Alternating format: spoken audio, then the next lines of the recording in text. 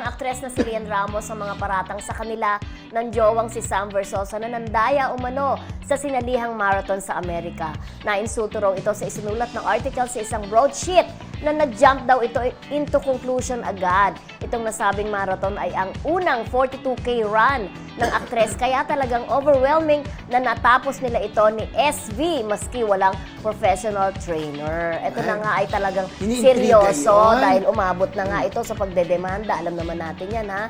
Nagdemanda ng libel itong si SV sa isang writer na nagsulat niya na pinaninindigan na meron siyang source doon sa isinulat niya. So na-hurt si SV at na-hurt siya dahil nakita niya nasaktan ng kanyang jowa si Rian, di ba? Yes. Parang ang sabi nga daw niya, okay lang daw kung sila masaktan. Pero nasasaktan na rin daw yung kanilang pamilya, yung kanilang mga kaibigan.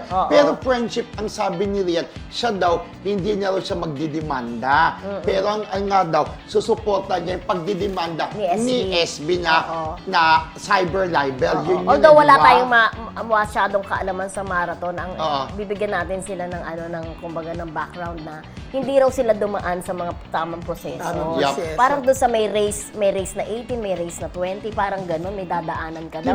Pero, ang naman ni hindi lang siguro nakunan yon. Ang point naman ni SV is, kumbaga, ni-recognize or in-acknowledge ng organizer yung kanila na finisher naman sila sa naturang At saka diba, ang race. sakit talaga pag pinaratangan ka ng daya, diba?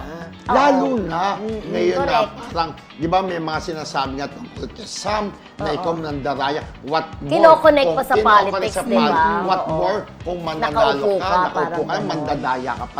Parang syempre, hurt talaga sila, di ba? Especially kay Rian, di ba? Pero ang sabi nga friendship, kung magpa-public apology daw yung sumulat, ay hindi na nila ididemanda. Kaya nga lang, di ba sabi mo, ayaw yata. Talagang paninindigan niya. Pero ang sabi, kung daw nagkakamali, parang itong broadsheet writer na isa rin daw abogado. Abogado rin daw sabi ni Rian eh. Diba? So yun, sana, tingnan natin na sana maayos. Maayos, diba?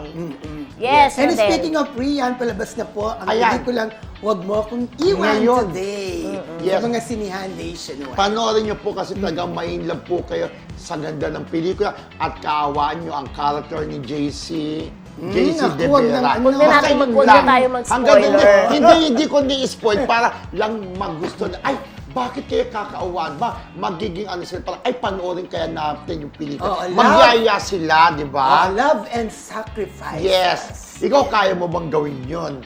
Are you willing to sacrifice? Sa taong mahal mo, why not? Di ba? Pero ang hirap, no? Sa bandang huli lang ikaw mismo,